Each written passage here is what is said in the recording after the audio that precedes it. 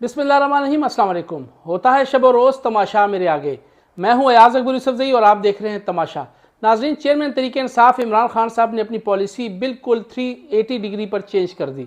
जैसे कि आपको मालूम है कि पहले जब वो हुकूमत में थे तो वो कहा करते थे कि वो और इस्टेब्लिशमेंट एक पेज पर है, और अगर आपको उनकी तकारीर याद हों या उनकी कुछ टीवी इंटरव्यूज़ याद हों तो वो कहा करते थे कि सारे फ़ैसले मैं ख़ुद करता हूँ, तमाम चीज़ें मेरे थ्रू हो के जाती हैं और कोई भी जो है मुझे डिक्टेट नहीं कर सकता, और मेरी जो पॉलिसी है या मेरी जो स्पेशल फॉरेन पॉलिसी है उसको जो है वो स्पेशली उसी को मनवान तस्लीम किया जाता है और उसी पर तमाम लोग मुत्तफ़िक होते हैं।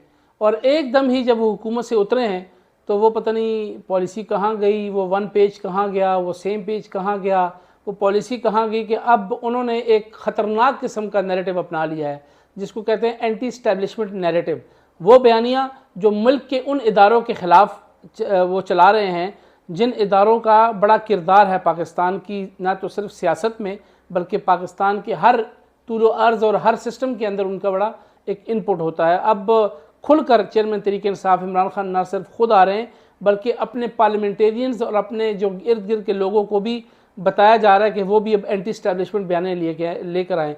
अगर माजी में थोड़ा सा आपको याद हो तो उनके जो चीफ़ ऑफ स्टाफ थे शहबाज गिल साहब, जो अब मंजर आम पर आपको उस तरह नज़र नहीं आ रहे, और जो एक अमूमन एक टर्मिनोलॉजी यूज़ होती है कि सॉफ्टवेयर अपडेटेड, तो उनका सॉफ्टवेयर तकरीबन अपडेट हो चुका है। कभी कभी अभी भी उनके सॉफ्टवेयर में कभी कभी कचरा आता है तो वो हल्की फुल्की खराश आती है तो वो दूर हो जाती है, लेकिन मुकम्मल तौर पर मैं कहूँ तो अपडेटेड नहीं है, लेकिन कुछ 90% अपडेटेड है। वो आपको अब उस दायरे में नज़र नहीं आते, उस तरह बात करते नज़र नहीं आते। और जो जब उन्होंने एक टीवी के एक लाइव बीपर यानी मैं एक आम अल्फाज में कहता हूँ कि जब वो टीवी पे बात कर रहे थे एक टीवी लाइव ट्रांसमिशन में, तो उन्होंने एक लंबी चौड़ी तंबीद बादी और पाकिस्तान के उन इदारों को तनकीद का निशाना बनाया जो हमारे लिए बड़े काबिल एहतराम भी हैं, हमारे लिए बड़े काबिल इज़्ज़त भी हैं, सुप्रीम भी हैं, और हम उनकी बड़ी इज़्ज़त भी करते हैं, और हमारे ऊपर उस इदारे के बड़े एहसानात भी हैं, कोई इसको माने या ना माने। आज अगर पाकिस्तान कुछ है तो उस इदारे की वजह से है, और अगर आज हम सोते हैं, सिक्योर फील करते हैं, और आज अगर हम इस दुनिया में एग्जिस्ट करते हैं तो उस इदारे का बड़ा कंट्रीब्यूशन है। इख्तलाफात लोगों को हो सकते हैं, मुझे भी होंगे, आपको भी होंगे, कुछ इदारों में कुछ लोग आपको पसंद होंगे, कुछ नापसंद होंगे, लेकिन एज ए इदारा वो इंस्टीट्यूशन हमारे लिए बड़ा ही काबिल एहतराम है। मेरे लिए तो बहुत काबिल एहतराम है, आपकी अपनी सोच होगी। उस इदारे के हवाले से उन्होंने कुछ ऐसे कलमात कहे जिसके बाद फिर उन पर एक मुकदमा दर्ज हुआ, और फिर उन्होंने एक बयानिया किया कि जी उनके कपड़े उतारे गए, उनके साथ जिनसी ज़्यादती की गई। चेयरमैन तहरीक इंसाफ इमरान खान साहब ने कहा कि उनके साथ फ़िज़िकल अब्यूज़ हुआ, जिनसी ज़्यादती की गई, और उसके बाद उनके पर तशद्दुद हुआ, और फिर उसी पैराए में उन पर एक 780A का मुकदमा इमरान खान साहब भुगत रहे थे, वो ख़त्म हुआ, फिर एक और मुकदमा चल रहा है। यानी ये पूरा एक सिस्टम था। एक तो वो नैरेटिव था, उसमें कहा गया कि ये शहबाज गिल साहब के अपने अल्फाज थे, लेकिन नाज़रीन अगर थोड़ा सा उस चीज़ को आप रिमाइंड करें, अगर कहते हैं ना थोड़ा सा पीछे जाएं, थोड़ा सा उसको देखें, तो वो शहबाज गिल साहब के अपने अल्फाज नहीं थे, बल्कि शहबाज गिल साहब को बताया गया था कि आपने, और वो जो एक नैरेटिव सामने आया था नून लीग का या हुकूमत का या PDM का, कि एक स्क्रिप्टेड काम था, तो वो स्क्रिप्ट वो पढ़ रहे थे बेसिकली। तो ये चीज़ें अब आया हो रही हैं आहिस्ता आहिस्ता, जिस तरीके से अब चीज़ें सामने आ रही हैं। उसके बाद अगर आप देखें तो शीरी मज़ारी साहिबा जो हैं वो बड़ी एक्टिविस्ट हैं, वो सोशल मीडिया के ऊपर बड़ी तनकीद का निशाना उन इदारों को बना रही हैं। फिर फवाद चौधरी साहब को आप देख लें, वो बड़ी तनकीद का निशाना बना रहे हैं। अब खुल के फाइनली जो है उसके बाद आज़म स्वाति साहब ने जो परसों हरकत की है वो आप देख लें, उनके हवाले से जो हमारे चीफ ऑफ आर्मी स्टाफ के हवाले से उन्होंने जो ट्वीट्स की हैं उनको तनकीद का निशाना बनाया बाय नेम, और फिर जाके कहा कि जी मैं गेट नंबर 4 के सामने जाके फिर ये अल्फाज कहूँगा, और सारा जो हमने कल भी अपने वीलॉग में डिस्कस किया बड़ा डिटेल से। तो फाइनली अब उनकी गिरफ्तारी के बाद और जो ये सारा एपिसोड हुआ, अब चेयरमैन तहरीक इंसाफ इमरान खान साहब फाइनली अब खुद मैदान में आ गए। अब वो खुलकर उन इदारों पर तनकीद कर रहे हैं और खुल के उनका नाम ले रहे हैं। बल्कि कल उन्होंने तख्त बई में जो जलसे में कहा कि जो इन करप्ट लोगों का साथ दे रहे हैं वो गद्दार हैं, मतलब उन्होंने इनडायरेक्टली इन लोगों को जो है हमारे इन इदारे के लोगों को गद्दार डिक्लेयर कर दिया है। तो अब बड़ा ख़तरनाक नैरेटिव खान साहब ने ले लिया है। और माजी में वो कहते थे एजेंसियों के बारे में कि एजेंसियां जो फ़ोन टेप करती हैं और एजेंसियां क्योंकि नज़र रखती हैं, एजेंसियों का काम है नज़र रखना, क्योंकि पाकिस्तान की सिक्योरिटी की जिम्मेदारी है। अब जो ऑडियो लीक्स हो रही हैं उस पर इनको एतराज़ हो रहा है। वो कहते हैं कि नहीं, आईएसआई जो है बड़ा अच्छा काम करती है, क्योंकि जब लीडर चोर होता है तो, या वज़ीर आज़म चोर होता है, तो आईएसआई का काम है उसको पकड़ना। अगर अब वो पकड़ रहे हैं तो खान साहब को तकलीफ़ हो रही है। तो अब मसला वही बात है कि दोहरा मेयार आ रहा है। अब सोशल मीडिया पे खान साहब की बड़ी तनकीद हो रही है कि खान साहब जो है ना, खान साहब के कौल फेल में अब तजाद आ रहा है। पिछले लोग जो हैं सोशल मीडिया एक्टिविस्ट जो हैं, इवन टीवी एंकर्स जो हैं, उनके पुराने बयानात और आज के बयानात को आपस में जो है लगा कर सोशल मीडिया पर उस पर खुली आम तनकीद कर रहे हैं कि खान साहब ने बहुत बड़ा यू टर्न तो छोटी लफ्ज़ है, को बहुत अजीब किस्म का एक अपना नैरेटिव चेंज किया है। तो ये बड़ा ही अजीब सिचुएशन बन गई है, जिसकी वजह से खान साहब को अब आने वाले वक्त में बहुत बड़ा नुकसान होगा। और खान साहब ने अब फाइनली कहा कि मैं अपने लोगों को तैयार करूँगा और लोगों को निकालूंगा। यानी एक मैं ये कहूँगा कि एंटी स्टैब्लिशमेंट ना वो खुद हो रहे हैं, बल्कि अब अपने अवाम को भी, अपने यूथ को भी, अपने वोटर को भी, अपने सपोर्टर को भी वो अपने उस इदारे के ख़िलाफ़ एक नैरेटिव बनाने के हवाले से उनको तैयार किया जा रहा है, जो बहुत ही ख़तरनाक है। और मेरे ख़्याल में इस वक्त ये चीज़ें बहुत ख़तरनाक तरफ जा रही हैं, जो कि मुस्तक़बिल में अगर ये सिलसिला जारी रहा तो अल्लाह ना करे बहुत बड़ा तसादम का ख़तरा हो सकता है। क्योंकि खान साहब को लोग सुनते तो हैं, इसमें तो कोई डाउट नहीं है, उनकी बात को लोग सुनते भी हैं, समझते भी हैं, क्योंकि पॉपुलर लीडर हैं, क्राउड पुलर हैं, क्राउड आता भी है, उनकी बात को दो तीन 4 घंटे सुनता भी है। ना सिर्फ खड़े होकर सुनता है, बल्कि जब वो सोशल मीडिया पे ख़िताब करते हैं या टेलीविज़न पे, तब भी लोग उनको सुनते हैं। उनके अंदर एक उनकी पर्सनैलिटी ऐसी है। तो खान साहब अब जो नैरेटिव लेके चल रहे हैं वो हमारे लिए बड़ा ख़तरनाक है। हमारे से मुराद हमारे मुल्क की आने वाले वक्त के लिए बड़ा ख़तरनाक है, क्योंकि उन इदारों को खान साहब तनकीद का निशाना बना रहे हैं और उन इदारों के ख़िलाफ़ हमारी यूथ को तैयार कर रहे हैं कि ऐसे ना हो, अल्लाह ना करे, मेरे मुँह में खाक, कि हमारी नौजवान आने वाली नस्ल जो है वो अपने इस इदारे के ख़िलाफ़ ना खड़े हो जाएँ, जो कि वो इदारा जो हमेशा हमें प्रोटेक्ट करता रहा है, हमें सपोर्ट करता रहा है हर मुश्किल घड़ी में।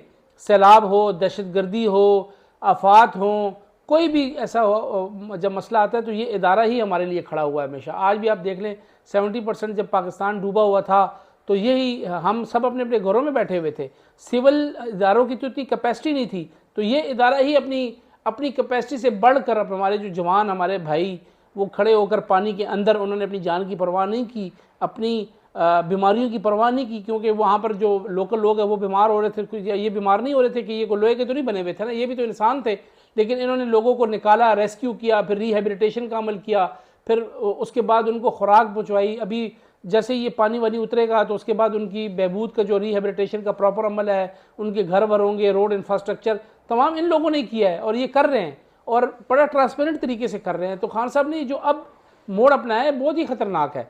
इसलिए मेरे ख्याल में खान साहब को थोड़ा सा इस चीज़ पे ख्याल करना चाहिए कि अपनी सियासत या कुर्सी के चक्कर में वो पाकिस्तान को डिस्ट्रॉय ना कर दे, खुदा ना खास्ता अपने इदारे को तबाह ना कर दे। इदारे के ख़िलाफ़ लोगों के दिलों में नफ़रत तो उन्होंने पहले डाल दी है कि ये नफ़रत कहीं बहुत ही एक्सट्रीम पे न पहुँच जाए कि खुदा ना खास्ता फिर कहीं मामला और ना हद तक आ जाए। अभी भी इदारे के ख़िलाफ़ लोग अर्ज़ा सराई कर रहे हैं और जो है वो लोग जो हैं वो सोशल मीडिया के ऊपर तनकीद तो कर रहे हैं हमारे इदारे के और इदारे के सरबराहान को भी, लेकिन अगर यही सिलसिला चलता रहा तो फिर कहीं हालात और ना ख़राब हो जाएं। दूसरा, उन्होंने बार बार लॉन्ग मार्च की बात कर रहे हैं। मैंने फिर भी आपको कहा कि पंजाब में इंतज़ामी तब्दीली आनी थी, आ गई। उमर सरफराज चीमा साहब जो कि गवर्नर पंजाब भी रहे कुछ दिनों के लिए, खान साहब के बड़े क्लोज हुए हैं, वो उनको मुशीर दाखिला लगाया गया और उनको टास्किंग की गई है कि आपने जनाब जो पंजाब की मशीनरी है वो फुली तौर पर तैयार करें, लोगों को मोबिलाइज़ करें और मशीनरी के साथ इस्लामाबाद आ जाएं। ऐसा नहीं होगा। सरफराज चीमा साहब को ये नहीं पता, उमर सरफराज चीमा साहब को, कि ऐसी मशीनरियाँ जो हैं वो फिर इस्तेमाल नहीं होती। मैंने आपको उस दिन भी कहा था कि पंजाब हुकूमत जो है वो एक मिसाल है आम फहम की, केले पे खड़ी है। वो जिस दिन असम्बली का इजलास मुलतवी होगा उसी दिन से ही उनका काउंटडाउन शुरू हो जाएगा और उसी चीज़ का इंतज़ार हो रहा है। तमाम तैयारियाँ मुकम्मल हो चुकी हैं, तमाम स्टेक होल्डर ऑन बोर्ड हैं। अब इंतज़ार किया जा रहा है जिस दिन पंजाब असम्बली का जो कमिंग इजलास है इसको मुलतवी होगा, उसके बाद फिर इनका वो पंजाबी का लफ्ज़ है कि तिया पांचा कर देंगे ये इस वक्त जो PDM की हुकूमत है। दूसरा, इस वक्त लॉन्ग मार्च के हवाले से खान साहब जो हैं वो अब मज़ीद मोमेंटम अपना बनाने की कोशिश कर रहे हैं। अब वो समझते हैं कि पंजाब को वो कैप्चर कर लेंगे, अपना वो प्लेसमेंट्स भी पंजाब में कर रहे हैं। 2-3 दिन पहले वहाँ पर लाहौर में हो के भी आए हैं, जहाँ पर उन्होंने एक गिला भी किया, मुझे बड़ी हंसी आई कि अगर जितना मुझे 3.5 साल में अगर आधी पावर मिलती तो मैं शेर शाह सूरी का मुकाबला कर लेता। और वहाँ पहले वो कहते थे कि मैं सबसे पावरफुल वज़ीर आज़म हो, और उससे पहले वो कहा करते थे कि अगर वो वज़ीर आज़म में कभी नहीं बनना चाहूँगा जो पपेट वज़ीर आज़म हो, जिसके पीछे इस्टेब्लिशमेंट खड़ी हो, फैसले कहीं और से हो रहे हों और वज़ीर आज़म। तो मैं वही कहता हूँ कि खान साहब आपके कौल फ़िल में इतना तज़ाद क्यों है? आप पहले कुछ और कहते थे, अब कुछ और कहते हैं। खुदा के लिए प्लीज़ एक मौक़िफ़ अख्तियार कर लें। अपने लोगों को क्यों कन्फ्यूज़ कर रहे हैं? अब वो बार बार मैं कॉल दूंगा तैयार हो जाओ, कॉल दूंगा तैयार हो जाओ। अब वो बेचारे तैयार हो रहे हैं, आप कॉल ही नहीं दे रहे। कॉल दे दो, देख लेंगे। वो पश्तो में कहते हैं दा गज़ दा मैदान, तो ये मैदान भी, घोड़ा भी हाजिर है, मैदान भी हाजिर है। पता लग जाएगा खान साहब आपके पास कितने लोग हैं, कितने लोग नहीं हैं, और पीडीएम की हुकूमत को भी पता लग जाएगा ये कितने पानी में है, जो बार बार कह रहे हैं कि हम रोक भी लेंगे। और सनाउल्लाह ने तो परसों कहा कि खान साहब को हम उल्टा लटका देंगे अगर खान साहब यहाँ आए तो देखते हैं। उन्होंने सनाउल्लाह साहब के ऊपर वहाँ पर उनके वारंट निकाले हुए, वो कहते हैं पंजाब में आएंगे तो गिरफ्तार कर लेंगे। इधर ये कहते हैं कि खान साहब आए तो उनको पकड़ के उल्टा लटका देंगे। जी भी खिचड़ी पकी हुई है, और मुल्क का कोई हाल नहीं है। मुल्क मईशत जो है वो दिन ब दिन तबाह होती जा रही है, और हमारे जो सियासतदान हैं वो चूहे बिल्ली का खेल खेली जा रहे हैं। तो कोई समझ नहीं आ रही कि इस वक्त सिचुएशन किस तरफ जा रही है। लेकिन जो भी है, हम तो इसी इंतज़ार में हैं कि अल्लाह ताला इस मुल्क में बेहतरी लाए। जो भी आए, हम किसी एक पार्टी को सपोर्ट नहीं करेंगे। हम कहते हैं कि जो भी बेहतर हो वही आए, लेकिन मुल्क के लिए बेहतर आए। लेकिन मेरे ख्याल में मुल्क के लिए इस वक्त कोई नहीं सोच रहा। कोई जो भी सोच रहा है अपनी कुर्सी के लिए सोच रहा है। और नवंबर की तैनाती के हवाले से भी ये भी बड़ी काफ़ी चीज़ें जो हैं वो कंट्रोवर्सल होती जा रही हैं, और अब भी हर जो मुंह उठा के उसी के हवाले से बात कर रहा है। हालांकि ये तैनातियाँ पहले भी होती रही हैं बड़ी खामोशी से, और जो भी वज़ीर आज़म चाहते हैं विद जो अपने स्टेक होल्डर हैं उनके साथ मुशावरत के बाद। लेकिन अभी उसके हवाले से भी रोज़ आए दिन मेरे जैसा एक आम सा बंदा भी बैठ के इस पर तज़िये दे रहा होता है, जिसकी कोई औकात ही कोई नहीं है, कि जो बेचते ही कुछ नहीं है वो भी कह रहा है कि आर्मी चीफ किसको होना चाहिए और किसको नहीं होना चाहिए। मतलब ये हालात हमारे पाकिस्तान में हो गए, हमारे पास और कोई काम करने को नहीं है। लेकिन चलें, खैर अफसोस बड़ा होता है। लेकिन ये जो ज़रूरी बात ये करने की थी कि जो एंटी स्टैब्लिशमेंट नैरेटिव है खान साहब का, ये बड़ा ख़तरनाक है, इसको रोकना पड़ेगा। खान साहब को भी चाहिए कि थोड़ा सा हाथ होला रखे। खान साहब ने अब खैबर पख्तूनख्वा पंजाब के बाद जो है वो तैयारी पकड़ ली है, सिंध की, कराची जा रहे हैं आज, और कराची में उन्होंने जाके वहाँ पर अब लोगों को जो है वो बताना है कि जी मैंने क्या किया और मेरे साथ क्या जुल्म ज़्यादती हुई, और जो उन्होंने अपना नैरेटिव उनको भी बताना है, उनके हवाले से उन्होंने जाना। और दूसरा इलेक्शन, मुझे तो अभी भी लग रहा है कि इलेक्शन नहीं होंगे। खैर 16 तारीख को इलेक्शन होने हैं, तैयारी सारी मुकम्मल है, लेकिन मुझे अभी भी लग रहा है कि इलेक्शन आखिरी 11th आवर पे पोस्टपोन हो सकते हैं।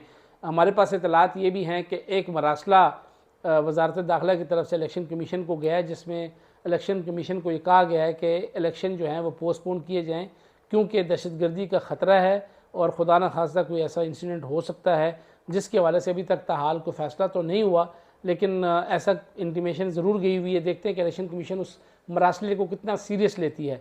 लेकिन अभी भी मेरा ये तज़िया है कि ये इलेक्शन मुझे होते नज़र नहीं आ रहे हैं। हालांकि इसमें 2 दिन ही रहते हैं, अभी 16 को इलेक्शन होने हैं 9 हलकों पर, और आज 14 तारीख है।